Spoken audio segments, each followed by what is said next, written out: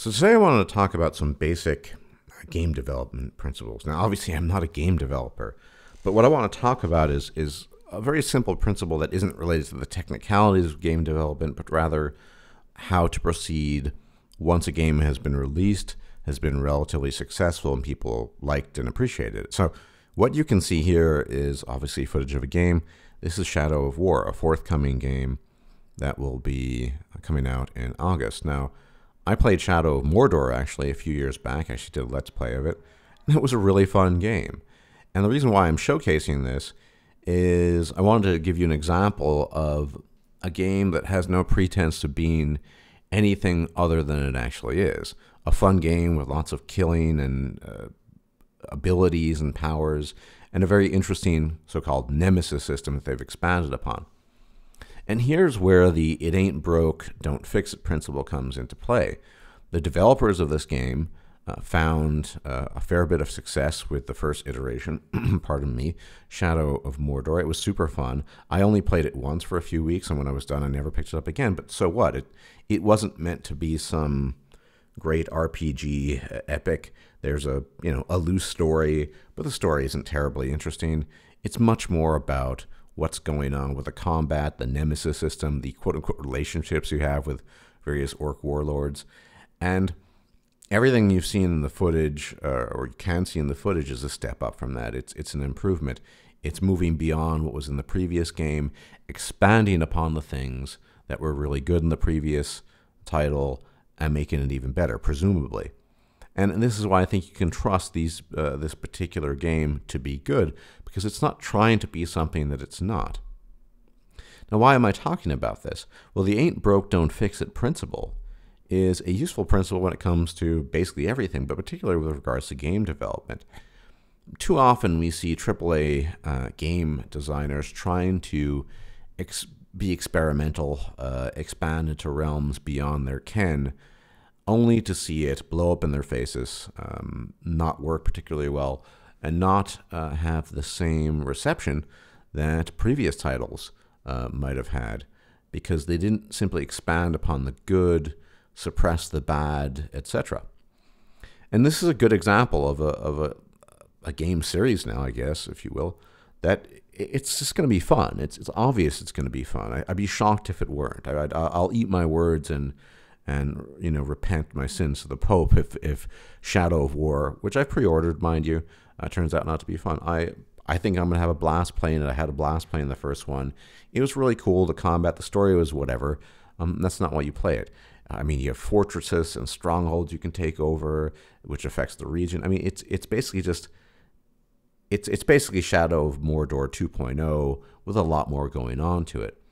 And so the question we need to ask ourselves, and I think in particular the question that some developers out there need to ask themselves, why do you need to try to fix something that isn't fundamentally broken?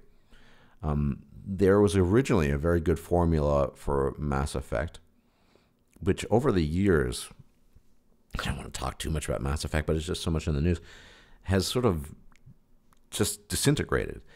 The combat was really wonky in the first iteration. So what? Okay, well, they could have fixed that whilst keeping the original elements of that game intact, but they didn't do that. And over time, it sort of deviated further and further from that.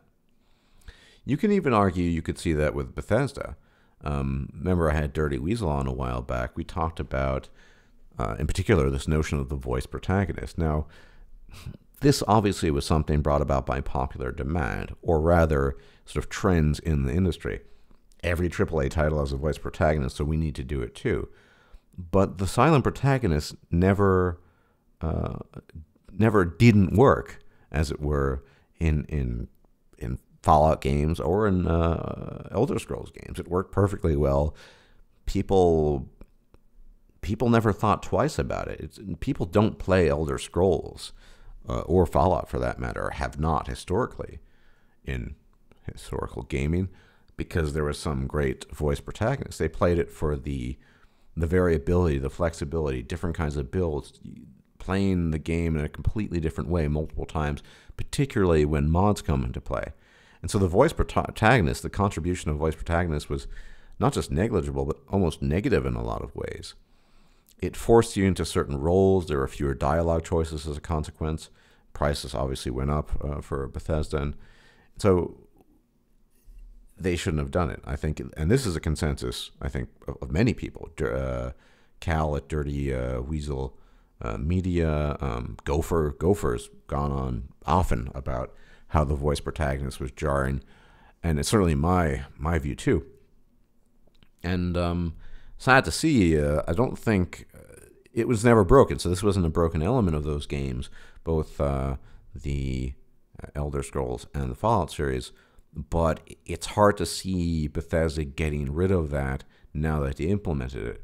And there are a variety of reasons for this. Obviously, sort of gaming cultural pressure, if you will, which is to say, oh, we have this game, everyone else has a voice protagonist, we need to do it too. So it's basically jumping on the bandwagon.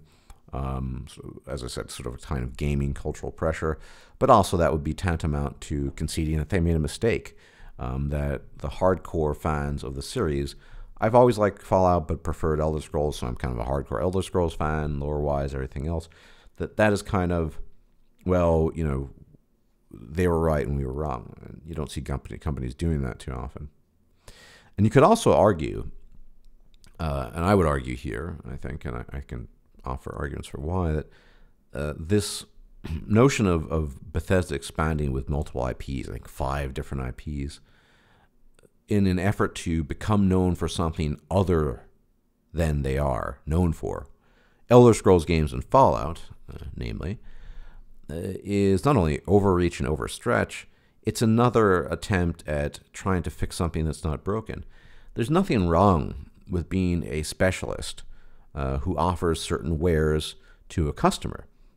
This is true in the realm of automobiles. Certainly, there are specific companies that create certain kinds of cars. Mercedes-Benz. Nobody expects Mercedes-Benz to produce Audis or Hyundais or Hondas. I mean, because these are different companies producing different kinds of cars, just like different types of gaming companies produce different kinds of games. So rather than enriching the elements and expanding upon the elements that have been ever present in Elder Scrolls games and Fallout games and made them really good, by way of contrast, they're trying to fix something that's I think not broken, and we're gonna be paying the price for this. I have a sneaking suspicion, a deep fear that the next Elder Scrolls title, whenever it's released, and rest assured, one of the reasons why it's been delayed so long is because they're working on a million different projects. They don't want to be known as that company. But once again, do you see Mercedes saying, "Oh, I don't want to be known as that company"? Do you see? I mean, there's certain. I don't drink alcohol at all, but obviously there's certain kinds of beer manufacturers. Some produce dark lagers, and others produce, I guess, a lighter type of beer. I'm not a beer connoisseur, but I'm vaguely aware of this. There's nothing wrong with that. But Bethesda thinks that there is, and so they're going to try to fix the non-broken by delving into new IPs. And yeah, I wish them success, but I am deeply, deeply skeptical of this endeavor, I have to say. And I've stated this before in private, on my own and my discussion with Cal at Dirty Weasel Media. So, yeah, this is, I mean, what the fuck, Bethesda? So I think we're going to see Elder Scrolls suffering from a lack of attention in that regard. Now, I have a lot of faith in CD Projekt Red, and even though Cyberpunk 2077, which is an easy pre-order for me, assuming I'm alive and have the means to pre-order it, is a fundamentally different game in terms of the genre and the atmosphere from Witcher 3, which has a fixed protagonist. And one of the things I'm looking forward to is, for the first time, to see how CD Projekt Red handles a game where you can choose your own protagonist. Choose a female or male, your own appearance. They're going to be there. Obviously, it's going to be voiced. You're going to have a female voice actor and a male voice actor, and that's just really exciting to me. But I think the fundamentals of what makes CD Projekt Red really good, side quests that feel meaningful and engaging, not just, oh, go fetch this, do that. Stories that make sense or coherent. The combat would be my only thing that they probably could improve on that. of all the things in Witcher 3, the combat wasn't bad, but it was the weakest point. But I mean, they're going to take basic principles, I think, and just expand it and make it better. The formula they came up with Witcher 3, despite, I think, the combat somewhat being lacking, was a successful one.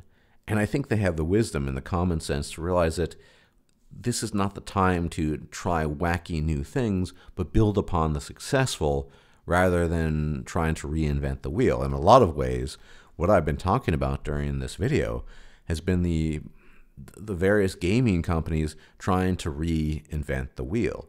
And it doesn't really work. Instead, you want a better wheel. If the wheel only has 4 spokes on it, maybe you want 8 spokes on it because it'll be stronger and more efficient. I mean, that's generally the principle. And I think that applies to so many things in life, but particularly in regards to gaming. Things work. Certain formulae work. And what is wrong with sticking with the formulae that work? Absolutely nothing. I think the vast majority of you would agree with that. And the vast majority of gamers, whether they see this video or not, would agree with that too. But oftentimes it seems developers are kind of living in their own world. That's not the case with CD Projekt Red, if only because there is, I think, in a lot of ways, there's not that much distinction from the publisher and the developer in that case, but that is another story and a topic for another discussion. Everyone, thanks for tuning in. I hope you got the gist of my argument here. Maybe you'll be playing Shadow of War 2 if you're live and have the means, assuming I'm in that case too, in that scenario. But it looks like a super fun game. No other promise other than it being fun. I mean, the story, whatever. I know it breaks the lore of Lord of the Rings, but fuck, man, I want to cut up some orcs and, you know, appoint a necromancer warlord of a stronghold. So everyone take care. Thanks for tuning in, and I will check you out later. Bye-bye.